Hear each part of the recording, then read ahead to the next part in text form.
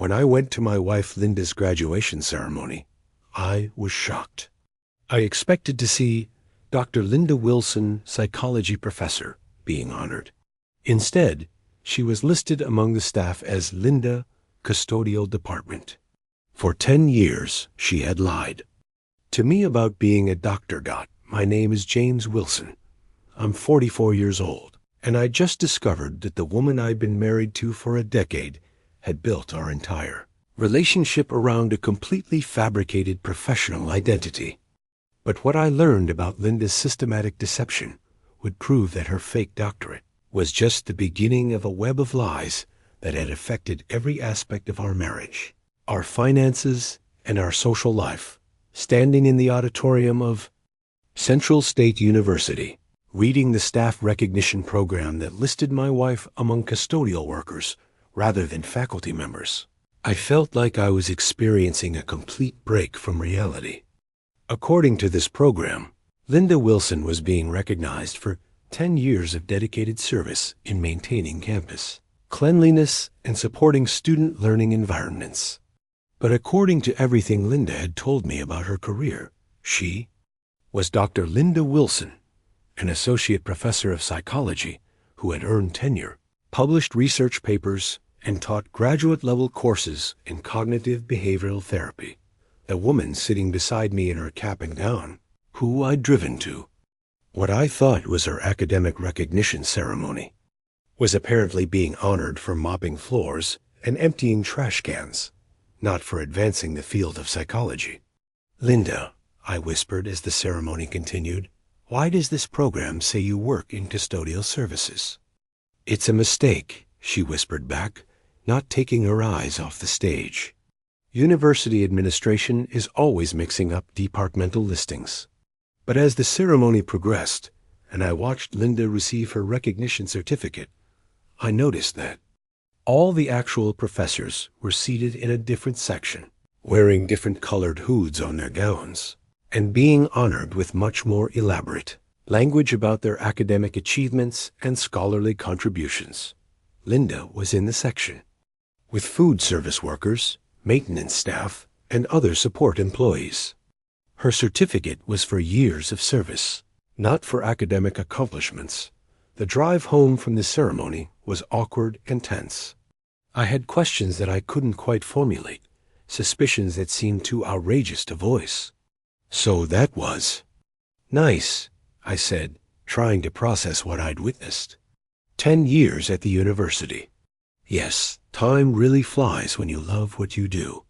The other professors seemed to be in a different section. Different departments sit in different areas. Psychology. Faculty were scattered throughout because we're interdisciplinary. Linda's explanations sounded reasonable, but they didn't address the fundamental question of why she'd been listed with custodial staff rather than academic faculty. That night, I began an investigation that would uncover the scope of Linda's deception and force me to reconsider everything I thought I knew about my marriage. To understand how Linda had maintained such an elaborate professional fiction for 10 years. I need to explain how our relationship had begun and why I'd never questioned her academic credentials. I met Linda 12 years ago at a coffee shop near Central State University, where I worked as an IT systems administrator for the computer science department. She was 31, intelligent, well-read, and seemed to have the kind of intellectual confidence that I associated with advanced education. "What do you do at the university?" I'd asked during our first conversation.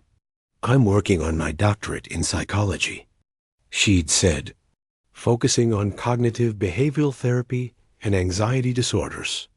"That sounds fascinating. How much longer until you finish?" "I'm defending my dissertation next spring. Then hopefully I'll be able to stay on as faculty." Linda had spoken knowledgeably about psychological research, academic politics, and the challenges of graduate school. She used the right terminology, understood university culture, and seemed genuinely passionate about her field. Over the months we dated, Linda had shared details about her doctoral program that seemed authentic and well-informed. She talked about her dissertation advisor, her research methodology, the stress of comprehensive exams, and her hopes for an academic career. "The publish or perish culture is really intense," she'd said during one of our conversations about academic life. "But I love the research aspect. There's something exciting about contributing new knowledge to the field."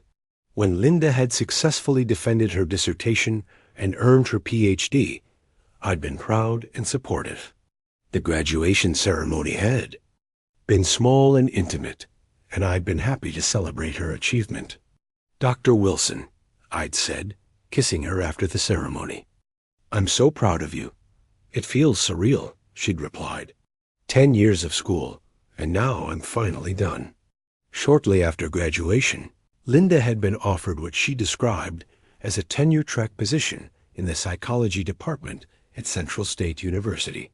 The job meant she could stay in the area, we could continue our relationship, and she could begin building the academic career she'd worked toward.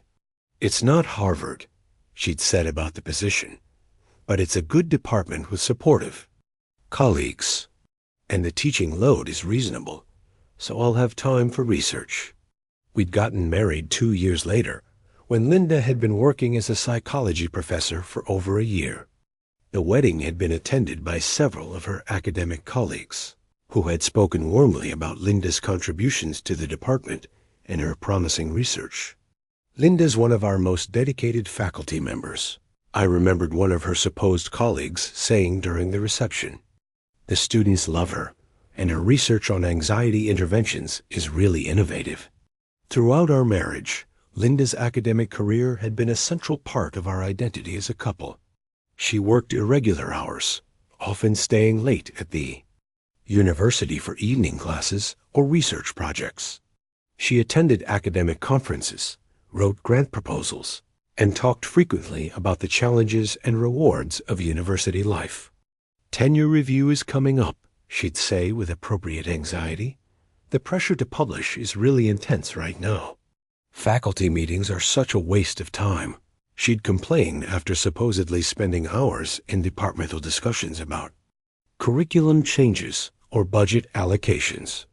"My students are struggling with the midterm material," she'd report, seemingly concerned about their academic progress and her effectiveness as an instructor. Linda had a home office filled with psychology, textbooks, academic journals, and what appeared to be student papers she was grading.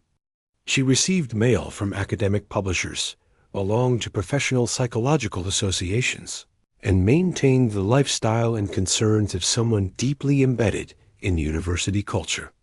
"Conference in Chicago next month," she'd announce, showing MB registration materials for what appeared to be legitimate academic gatherings. "I'm presenting my research on cognitive behavioral interventions for social anxiety." "How did the presentation go?" I'd ask when she returned from these trips. "Really well." Good questions from the audience, and I made some useful connections with researchers from other institutions. Our social life had revolved partly around Linda's supposed academic connections. We'd attended university functions, dinner parties with her colleagues, and cultural events that seemed appropriate for someone in her professional position. "Department holiday parties next week," she'd say, and we'd attend gatherings with people who appeared to know Linda well and spoke convincingly about shared academic experiences. The financial aspects of Linda's supposed academic career had seemed consistent with what I understood about university salaries. She earned what appeared to be a reasonable income for an associate professor, though she often complained about the modest pay in academia compared to private sector psychology positions.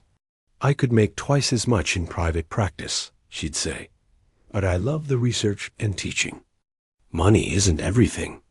Linda's income had contributed to our household expenses, though I'd been the primary breadwinner. Due to my higher salary in IT, the financial arrangement had seemed normal for an academic household where one spouse earned significantly more than the other.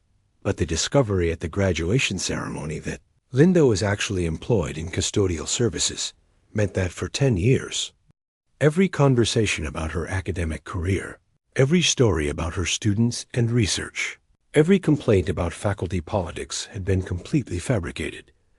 The investigation I began that night revealed the sophisticated techniques Linda had used to maintain her academic persona and the extent to which she'd constructed a parallel life around her fake professional identity. The first thing I discovered was that Linda's graduate degree was completely fictitious. There was no record of her ever being enrolled in a doctoral program at Central State University or any other institution. We have no record of a Linda Wilson. In our psychology graduate program, the admissions office confirmed when I called to verify her educational background. "Are you sure about the name and the time period?" She would have graduated about 10 years ago with a PhD in psychology. "I've checked our records going back 15 years. We've never had a doctoral student by that name." The diploma hanging in Linda's home office was a sophisticated forgery that she'd apparently purchased online. When I examined it closely, I found inconsistencies in the formatting and language that suggested it wasn't issued by an actual university. The academic journals and textbooks in her office were real, but they were apparently purchased to create the appearance of scholarly engagement rather than for actual research purposes. The student papers she'd been grading were actually downloaded from academic websites and printed out with fake names to create the illusion that she was teaching courses and evaluating student work. The research papers she'd claimed to publish were either plagiarized from other academics or completely fictional citations that existed only in documents she'd created herself. The conferences she'd attended were real events, but she'd attended as a paying participant rather than as a presenting researcher. The presentation materials she'd shown me were fake slides, created to support her stories about academic presentations.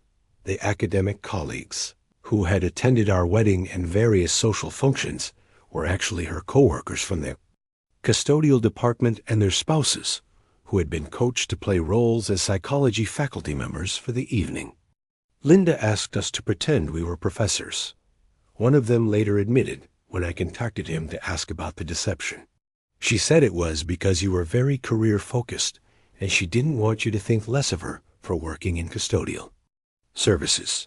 You all went along with this? It seemed harmless at the time. Linda's a good person, and she seemed genuinely worried that you'd break up with her if you knew what her real job was. For 10 years, we didn't know it would go on for so long.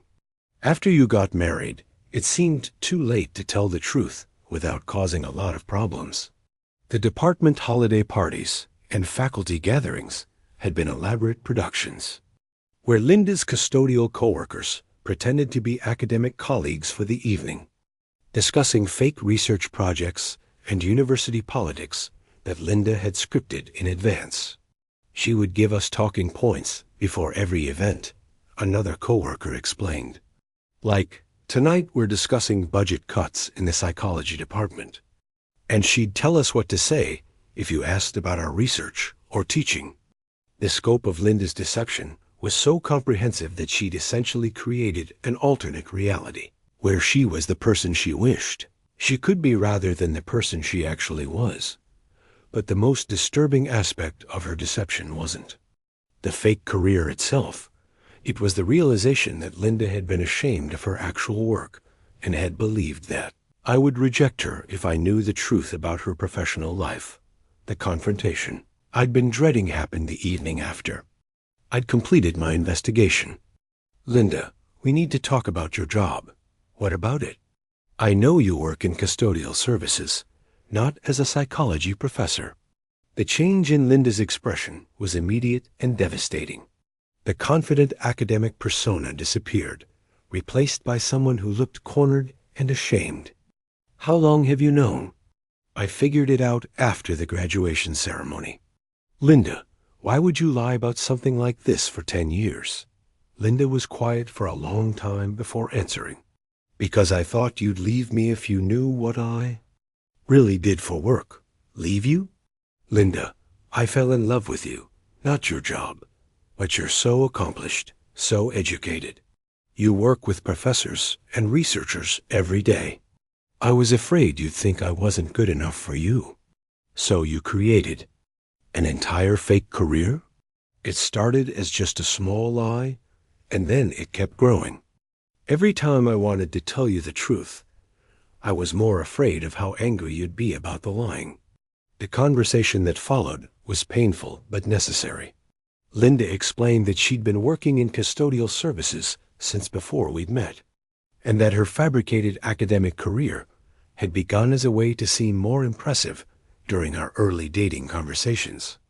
I'd always wanted to go to graduate school, she said. I'd read psychology books and journals in my spare time because I was genuinely interested in the field. But I never had the money or the confidence to actually pursue advanced education. So, you decided to pretend you'd already achieved it? I thought it would just be for a few dates. I didn't expect to fall in love with you, and I didn't expect you to fall in love with me. But you kept lying for 10 years. Through our engagement, our wedding, our entire marriage. Every day I wanted to tell you the truth, but every day I was more afraid of losing you. Linda's tears were genuine, and I could see that the weight of maintaining such an elaborate deception had been enormous. Do you understand that this isn't about your job? I said. It's about the fact that you've been lying to me about fundamental aspects of your life for our entire relationship. I know. I'm so sorry. I don't even know who you really are. A person I thought I married doesn't exist. The therapy sessions that followed helped me understand the psychology behind Linda's deception and the factors that had led her to construct such an elaborate fake identity. Linda suffers from what we call impostor syndrome taken to an extreme, explained Dr. Sarah Martinez, the counselor we began seeing together. She was convinced that her authentic self wasn't worthy of love or respect, so she created an idealized version of herself that she thought would be more acceptable. But why continue the lie for so many years? The longer a deception continues, the more difficult it becomes to reveal the truth. Linda was trapped by her own lie, the fear of losing. Everything became stronger than the desire to be authentic. Dr. Martinez explained that Linda's attachment to education and academic achievement was genuine, even though her supposed credentials were fake. Linda has spent years reading psychology literature and attending academic events. Her interest in the field is real, even though her professional qualifications are not. So some of what she told me about psychology was accurate? Much of it, probably. Linda has educated herself extensively about psychology. She just hasn't done it through formal academic channels. The legal and practical consequences of Linda's deception were complex, since she hadn't used her fake credentials to defraud employers or commit financial crimes. Her actions weren't necessarily criminal, though they certainly constituted a profound betrayal of trust in our marriage. Identity fraud in personal relationships isn't typically prosecuted unless there's financial theft involved, explained the attorney I consulted about my options. But you certainly have grounds for divorce based on fraud and misrepresentation. The decision about whether to end our marriage was difficult and took months of counseling to work through. The Linda you fell in love with was real in many ways, Dr. Martinez pointed out. Her personality, her interests, her feelings for you, those weren't fabricated. What was fake was her professional identity and the elaborate stories she created to support it. But how do I trust someone who's been lying to me for 10 years? That's the fundamental question you both have to answer. Can Linda learn to be authentic? And can you learn to trust her again? After a year of therapy, Linda and I decided to try rebuilding our marriage on a foundation of complete honesty.